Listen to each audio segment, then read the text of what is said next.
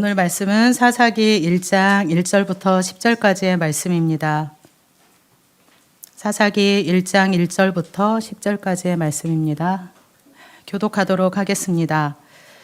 여호수아가 죽은 후에 이스라엘 자손이 여호와께 여쭈어 이르되 우리 가운데 누가 먼저 올라가서 가나안 족속과 싸우리이까?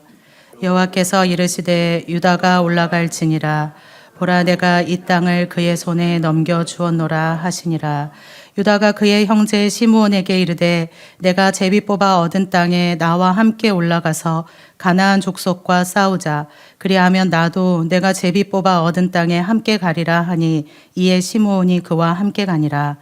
유다가 올라가매 여호와께서 가나안 족속과 브리스 족속을 그들의 손에 넘겨주시니 그들이 베색에서 10,000명을 죽이고 또 베색에서 아도니 베색을 만나 그와 싸워서 가나안 족속과 브리스 족속을 죽이니 아도니 베색이 도망하는지라. 그를 쫓아가서 잡아 그의 엄지손가락과 엄지발가락을 자르매 아도니 베색이 이르되 옛적에 70명의 왕들이 그들의 엄지손가락과 엄지발가락이 잘리고 내 상 아래에서 먹을 것을 줍더니 하나님이 내가 행한 대로 내게 갚으심이로다 하니라. 무리가 그를 끌고 예루살렘에 이르렀더니 그가 거기서 죽었더라. 유다 자손이 예루살렘을 쳐서 점령하여 칼날로 치고 그 성을 불살랐으며 그 후에 유다 자손이 내려가서 산지와 남방과 평지에 거주하는 가나안 족속과 싸웠고 유다가 또 가서 에브론에 거주하는 가나안 족속을 쳐서 세세와 아히만과 달메를 죽였더라.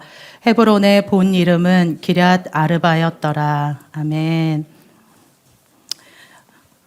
지난주에 목사님께서 설교하시다가 목이 마르시다라는 그 이야기가 내내 제가 목 마를 때마다 생각이 나가지고 올라올 때 저도 물을 많이 마시고 왔는데 제가 이 혀가 짧아지지 않도록 네. 네. 오늘 말씀은 이제 사사기의 말씀인데요. 여호수아가 7년 반 정도 가나안 전쟁을 마치고 12지파에게 이제 땅을 내어주고 여호수아의 시대가 끝이 납니다. 그리고 이제 사사 시대가 시작이 되죠. 사사기는 사사기 1장 1절에 기록되어져 있는 여호수아가 죽은 후에라는 진술로 시작되고 21장 25절의 마지막 구절, 그때 이스라엘의 왕이 없으므로 사람이 각기 자기의 소견에 옳은 대로 행하였더라 라는 이 말씀으로 사사기를 마무리하고 있습니다. 그래서 우리가 이 말씀을 볼 때 여호수아가 죽었고 그때 왕이 없었기 때문에 자기의 소견대로 옳게 행했던 시대가 바로 사사 시대구나 이렇게 생각을 하시면 됩니다. 여호수아가 죽고 난 후에 사울이 왕이 되기 전까지 약 330년의 역사를 이 사사기에서 다루고 있습니다. 사사기에 기록된 역사는요, 같은 패턴을 계속 반복하고 있거든요. 어떤 패턴인 것 같으세요? 아시죠? 죄를 짓고 회개하고 그리고 나서 회개하고 나면 하나님의 구원이 임하고 나면 잊어버리고 또 죄를 짓고 하는 이 패턴들이 계속해서 사사기는 반복이 되고 있습니다. 이스라엘 백성들은 40년의 광야 생활을 끝내고요. 그리고 약속의 땅으로 들어갔으니까 이제는 하나님이 주시는 이 젖과 꿀이 흐르는 땅에서 풍족하고 안전한 삶을 살아갈 수 있겠구나라는 기대를 가졌을 겁니다. 그렇지만 이러한 기대와는 다르게 이스라엘 백성들이 약속의 땅, 가나안을 정복했지만 계속해서 이방 민족의 공격으로 인해서 이스라엘 백성들은 약속의 땅에 있으면서도 불구하고 계속 두려움과 또 불안에 쌓여 살아가야만 했죠.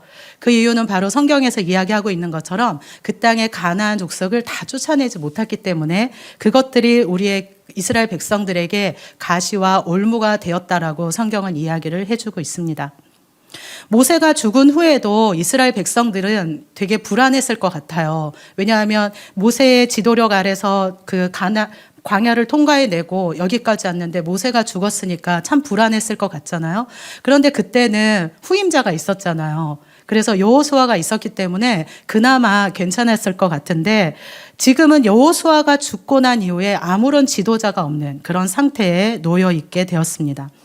지도자가 없는 상태에서 하나님은 그때그때 필요한 사사들을 일으켜 세우셨고, 그리고 백성들을 율법으로 다스리고 또 사사로서의 역할들을 감당하도록 했습니다. 재판뿐만 아니라 가르치는 일들도 같이 했던 것이죠.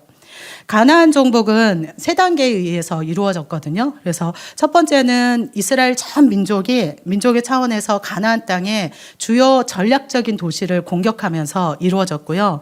두 번째는 가나안 땅을 각 지파별로 분배를 합니다. 그리고 영토를 확장했죠. 세 번째 단계는 이스라엘이 각 지파별로 분배받은 땅에 대해서 이제 정복을 완수하고 그리고 정착하는 단계였습니다. 모두가 땅을 분배받았기 때문에 어디서부터 어떻게 시작해야 됐는지가 굉장히 중요했죠. 첫 전쟁이 이제 여호수아가 죽고 난 다음에 첫 전쟁이 시작을 해야 되는데 누가 올라가야 될지, 어떻게 전쟁을 치러야 할지 이게 되게 중요했어요. 왜냐하면 첫 판이 중요하잖아요. 첫 판에 기선을 제압을 해야 그 다음 판에 이제 힘이 있게 나가는 거죠. 한번 확 이겨놓으면 그 다음에 가나안 백성들이 이제 쫄게 되고 이스라엘 백성들은 힘을 얻게 되는 거죠. 그래서 이 첫 번째 전쟁이 되게 중요했습니다. 그래서 이스라엘 백성들이 가장 먼저 했던 게 뭐냐면 하나님께 묻습니다. 1절입니다. 여호수아가 죽은 후에 이스라엘 자손이 여호와께 여쭈어 이르되 우리 가운데 누가 먼저 올라가서 가나안 족속과 싸우리까? 이전까지는 이스라엘 백성들이 하나님께 묻지 않았어요. 왜냐하면 모세가 있었고 여호수아가 있었기 때문이죠. 가끔 이런 일 있잖아요. 기도를 부탁을 하고 너무 그날 피곤해서 내가 기도를 부탁한 기도를 하지 않고 편안하게 잠을 잘 때, 누가 하겠지 이러면서 내가 기도하지 않지만 누군가가 기도를 부탁했으니까 하겠지 하는 마음이 있잖아요. 다들 있으시죠? 네. 그런 것처럼 이스라엘 백성들도 모세와 여호수아가 있었기 때문에 굳이 하나님 앞에 나아가서 하나님 앞에 기도할 이유가 없었던 거죠. 그냥 따라가면 된다고 생각을 했던 것이죠. 그런데 이제 지도자가 없으니까 이스라엘 백성들이 하나님께 나아갑니다. 그리고 하나님은 이렇게 질문하고 있는 이스라엘 백성들에게 유다가 먼저 올라가라 라고 말씀해 주시죠. 누가 봐도 유다 지파가 먼저 선봉에 서야 한다는 것을 다 알았을 겁니다. 왜냐하면 유다 지파는 이스라엘 전체에서 최대 규모를 가지고 병력을 가지고 있었고 가장 큰 지파였고 또 상식적으로 유다 지파이기 때문에 먼저 올라가서 싸워야 한다. 많은 것들을 가졌기 때문이다. 이런 생각들을 하고 있었을 겁니다. 그런데다 유다가 분배받은 땅의 위치는요, 전략적으로 굉장히 중요한 위치였어요. 지도를 한번 보시면요.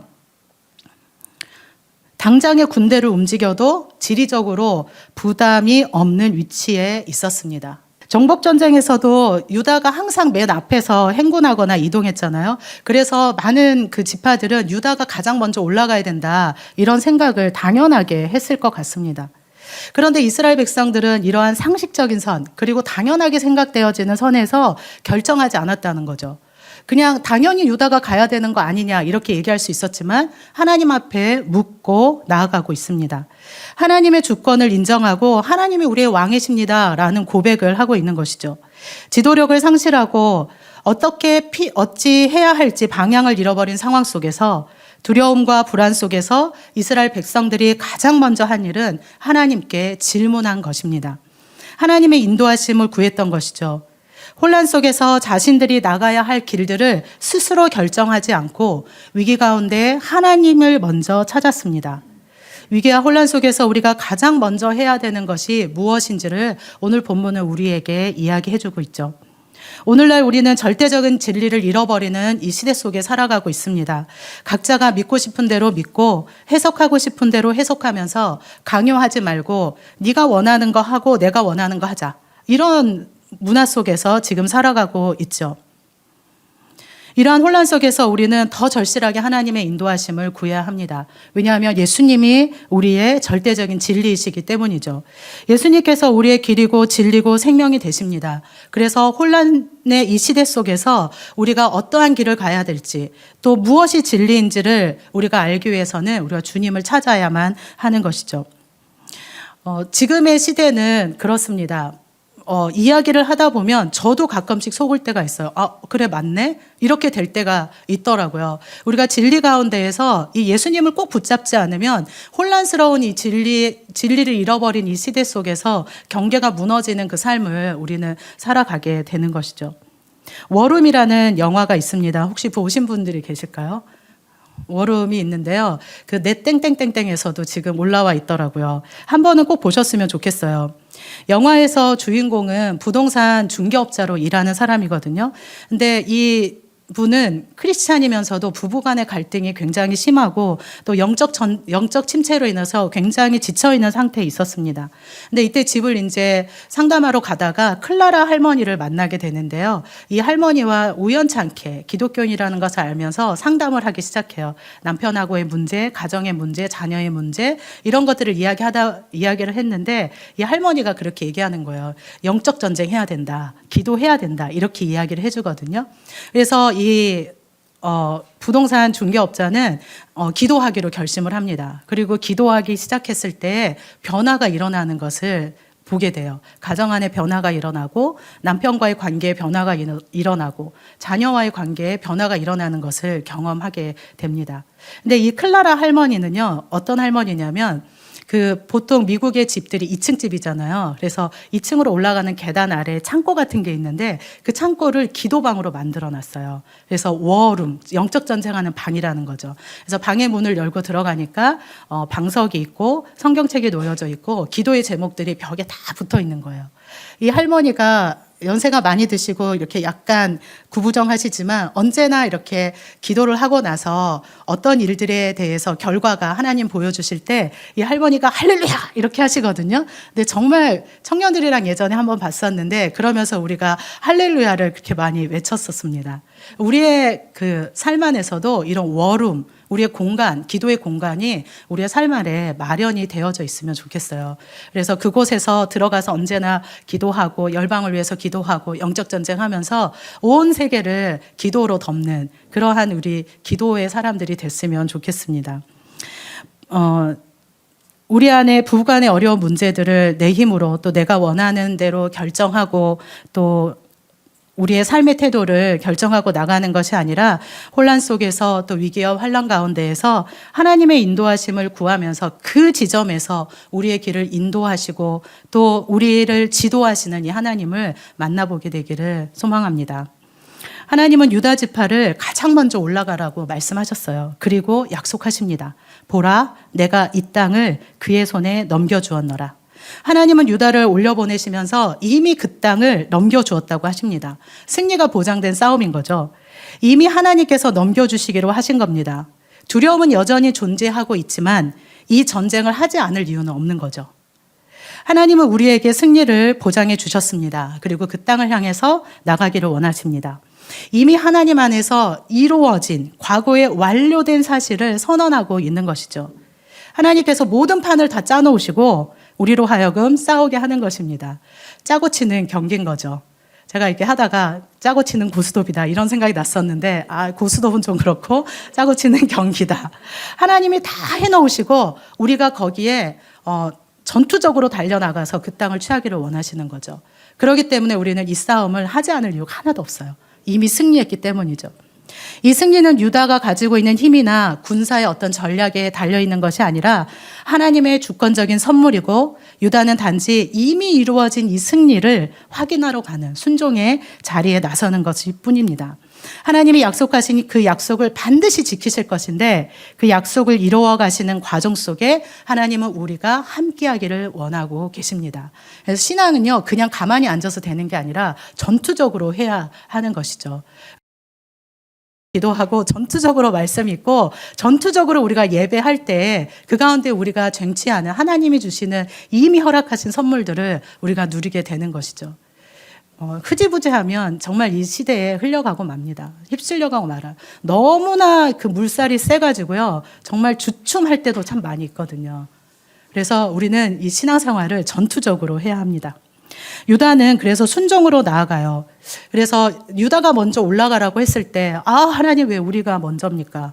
왜 우리가 먼저 올라가야 합니까? 아직 준비도 안 돼 있어요. 너무 힘듭니다. 다른 지파부터 먼저 보내고 그 지파가 만약에 모자라면 우리가 가겠습니다. 이렇게 하지 않았다는 것이죠.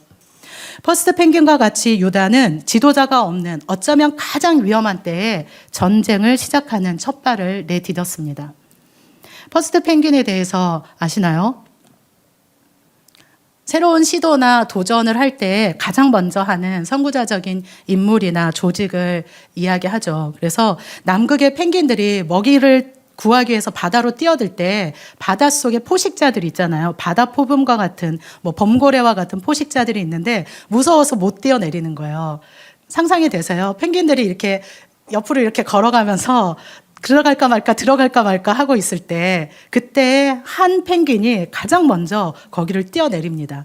그리고 나면 그 펭귄이 헤엄치는 걸 보면 그 다음에 이제 펭귄들이 두두두둑 떨어져서 들어가게 되는 것이죠. 가장 먼저 용기를 내어 바다에 뛰어드는 첫 펭귄. 이 펭귄이 나타나면 다른 펭귄들도 안전하게 물속으로 뛰어가게 됩니다. 이러한 퍼스트 펭귄의 역할을 유다 지파가 감당하게 된 것이죠. 우리 교회가 이런 유다 지파와 같았으면 좋겠습니다. 하나님의 말씀에 기꺼이 순종하고 두렵고 힘든 싸움이기는 하지만 이미 보장된 승리를 믿으면서 안주하지 않고 가장 앞에 서서 믿음을 드리는 우리 교회가 되었으면 좋겠습니다. 이렇게 하나님의 부르심을 받은 유다 지파는요, 또 혼자 가지 않아요. 시므온 지파와 함께 올라가자고 초청합니다. 3절 말씀입니다. 함께 읽겠습니다. 시작. 유다가 그의 형제 시므온에게 이르되 내가 제비 뽑아 얻은 땅에 나와 함께 올라가서 가나안 족속과 싸우자. 그리하면 나도 내가 제비 뽑아 얻은 땅에 함께 가리라 하니 이에 시므온이 함께 가니라. 아멘. 유다 지파는 유다 지파 안에 시므온 지파가 들어가 있었거든요. 땅의 분배를 보면. 그래서 시므온 지파는요, 이 이스라엘 지파 중에서도 가장 미약한 지파였어요. 분배받은 땅 자체도 그렇지만 인구도 그렇게 많지 않았어요. 유다의 영토 안에 흩어져서 살았기 때문에 실질적으로 독립성도 약했죠. 그런데 이러한 시므온 지파에게 유다 지파가 함께 하자고 손을 내밉니다.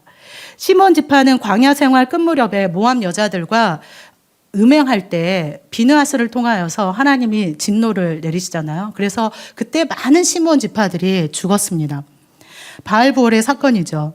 이러한 죄로 인해서 이스라엘 안에서는요, 이 시므온 지파에 대해서 굉장히 무시하는 경향이 있었고 또 정죄하는 분위기가 있었을 겁니다. 그런데 이러한 시므온 지파를 유다 지파가 손을 내민 것이죠. 유다 지파는 혼자 싸워도 됐을 텐데 함께 연대하며 나아갑니다. 이러한 동역으로 인해서 유다 지파는 성공적으로 가나안 족속을 몰아내고 넓은 땅을 차지할 수 있었습니다.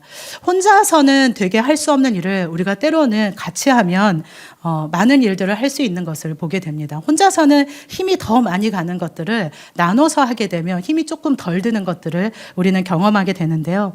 모세가 애굽 땅에서 이스라엘 백성들을 인도해 낼 때 혼자서 하지 않았잖아요. 하나님이 함께 하셨지만 모세 옆에는 누가 있었죠?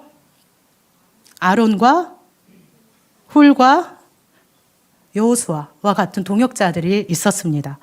또한 여호수아가 가나안 땅을 정복하고 분배해내는 일을 할 수 있도록 여호수아 옆에는 갈렙이 있었죠. 우리가 그토록 닮고 싶어하는 사도 바울도 마찬가지죠. 혼자서는 못했는데 맨 처음에 사도 바울을 소개시켜주는 사람이 있었잖아요.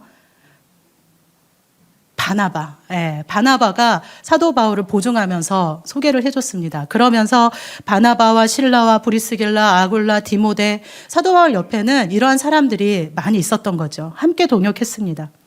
우리 담임 목사님 좋아하는 단어가 있으시죠? 네, 맞아요. 함께입니다. 네, 다들 아시네요. 함께요. 함께. 혼자 하면 편한 일들이 참 많은데 목사님 늘 함께 하라고 하세요. 그냥 제가 혼자 하면 그냥 빨리 하고 끝낼 것 같거든요. 근데 목사님들 같이 하라고, 함께 하라고 이렇게 얘기하십니다. 어쩌면 지금 이 시대를 살아가는 우리가 의도적으로 선택해야 되는 단어가 함께가 아닐까 모르겠습니다. 시므온 지파는 다른 지파의 눈치도 보고 마음도 바짝 쪼그라 들었을 겁니다. 이러한 지파를 유다 지파가 손을 내밀었고 시몬 지파는 유다 지파와 함께 가나안 땅을 점령하러 올라가서 가나안 족속과 브리스 족속을 점령하게 되죠. 그리고 거기에서 아도니 베색을 만나게 됩니다. 쉽지 않은 싸움이었어요. 그냥 성경 안에서는 아도니 베색을 잡았고 죽였다 이렇게 이야기하고 있지만 아도니 베색은 이런 사람이었어요. 7절 한 번을 보시면요. 아도니 베색이 이르되 옛적에 70명의 왕들이 그들의 엄지손가락과 엄지발가락이 잘리고 내 상 아래에서 먹을 것을 줍더니 하나님이 내가 행한 대로 내게 갚으심이로다 하니라. 무리가 그를 끌고 예루살렘에 이르렀더니 그가 거기서 죽었더라. 아도니 베색은 그 지역에 70명의 왕들이 있는데 이 70명의 왕들과 싸워서 이겼던 사람이에요. 그러니까 이 70명의 왕들을 다 사로잡아가지고 엄지손가락을 자르고 엄지발가락을 잘랐어요. 그래서 이러한 왕을 지금 유다 지파와 시몬 지파가 잡았던 것이죠. 그러니 얼마나 쉽지 않은 싸움이었겠어요. 70번의 전쟁을 했고 전쟁의 경험도 풍부했던 왕입니다. 전쟁도 잘했던 왕이죠. 고대 근동에서는 전쟁의 포로를 이렇게 다루었다고 해요. 엄지 손가락을 자르고 엄지 발가락을 잘랐는데 이러한 형벌은 상대방에게 수치를 주기 위함이기도 하지만 실제로 전쟁에 더 이상 참전할 수 없도록 하기 위함이었다고 합니다. 손가락을 자르면 칼이나 활이나 무기를 잡을 수가 없었고 엄지발가락을 잡으면 도망할 수가 없잖아요. 그래서 걷는 게 불편해서 전투에 나가는 것을 불가능하게 만들어서 전사로서의 기능을 상실하게 했다고 합니다. 아도니 베색은 70명의 왕들을 이렇게 다루었습니다. 그리고 이렇게 다루었던 자신이 지금 엄지손가락과 발가락이 잘리게 된 것이죠. 그랬더니 이렇게 이야기를 합니다. 하나님이 내가 행한 대로 내게 갚으심이로다. 하나님이 행한 대로 내게 갚으셨다라고 이야기를 했어요. 당시에 그 타인에게 가한 손상만큼 가해자에게도 손상을 주었잖아요. 그래서 아도니 베색은 이거를 알고 있었기 때문에 자신이 70명의 왕에게 행한 대로 보복을 받고 있구나라고 한탄을 하고 있는 것입니다. 이러한 아도니 베색의 고백을 통해서 하나님이 가나안 사람들을 심판하시는 분이시라는 것을 우리는 알게 됩니다. 하나님은 실제로 포악하고 비인격적인 통치를 해온 아도니 베색을 이런 악함을 유다 지파를 통해서 심판하신 것이죠. 아도니 베색을 죽이고 유다는 또 예루살렘을 공격합니다. 계속해서 이제 가나안 땅을 점령해서 나가고 있습니다. 그런데 이제 물론 그때 당시에 예루살렘은 다 점령되지 못했어요. 못하고 쭉 계속해서 그곳에 살고 있었던 여부스 족속이 죽이면 살아있는 사람들이 다시 뭉쳐서 예루살렘에서 살게 되고 이러한 시간들을 그러면서 이제 계속 이스라엘 백성들과 같이 살았죠. 여전히 정복되지 않았던 예루살렘이었지만 다윗의 때에 완전히 정복을 당하게 됩니다. 유다 백성은 예루살렘뿐만 아니라 산지와 남방, 평지 그리고 헤브론에 거주하는 가나안 족속과 싸웠고 그 가운데 세세, 아히만, 달메도 죽였다라고 이야기를 합니다. 거인들이었죠. 아무도 무너뜨린 적이 없었던 헤브론을 유다가 무너뜨린 것입니다. 유다가 받은 땅은 결코 만만한 땅이 아니었어요. 그렇지만 유다 지파는 불평하지 않고 하나님의 말씀에 순종합니다. 조금 더 정복하기 좋은 땅으로 주시면 안 됩니까? 라고 말하지 않았죠. 우리의 싸움이 너무나도 버겁습니다. 라고 말하지도 않았습니다. 왜 그랬을까요? 2절에서 약속하신 하나님의 약속을 믿었기 때문입니다. 보라, 내가 이 땅을 그의 손에 넘겨주었노라. 이 약속을 믿고 앞으로 돌진하고 있는 것입니다. 오늘의 이 본문을 통해서 우리가 크게 세 가지를 보았습니다. 첫 번째는 혼란과 위기 속에서 가장 먼저 해야 하는 일이 기도해야 한다는 것이죠. 하나님께 여쭤보아야 하는 것입니다. 어떤 상황에 놓여 있든 그 상황을 기도로 돌파해 나가시기를 바랍니다.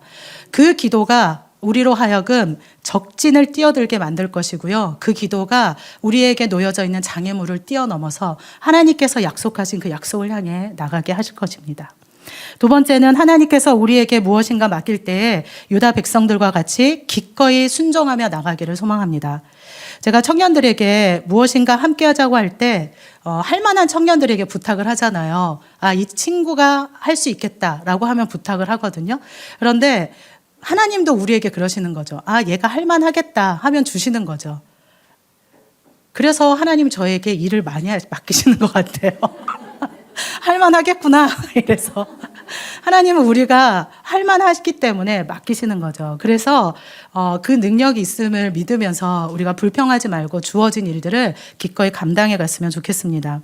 근데 이 청년을 제가 계속해서 무엇인가를 맡길 때 이 청년이 한 번도 저한테 못해요라고 한 적이 없어요. 늘 예스라고 하거든요. 그래서 저는 이 친구를 볼 때마다 내가 하나님 앞에서 어떻게 반응해야 되는지를 묵상을 하게 돼요. 자기의 상황이 조금 어려울 것 같은데 해볼게요. 늘상 이런 식이에요. 아, 지금은 좀 안 되는데 이렇게 하면 될 것 같아요. 이렇게 이야기를 하거든요. 우리가 하나님 앞에 예스라고 이야기할 수 있는 우리가 되었으면 좋겠습니다. 안심이 되는, 일을 맡겨도 안심이 되는 그런 사람이 됐으면 좋겠습니다. 세 번째는 연약한 사람을 돌볼 줄 알고 세워줄 수 있기를 원합니다. 사도 바울이 예수님을 핍박하는 자였지만 바나바가 사도 바울에게 기회를 줬잖아요. 그러면서 하나님의 나라를 확정하는 놀라운 사역자로 세움을 입게 되었던 것처럼 우리도 누군가에게 디딤돌이 되어줄 수 있는 하나님의 사람이 되었으면 좋겠습니다. 연약한 자들을 못 본 채 하지 말고 우리의 손을 펴서 손을 잡아주고 또 함께 어깨 동무를 하면서 하나님께서 우리에게 맡겨주신 사역들을 향해서 우리가 나아갔으면 좋겠습니다.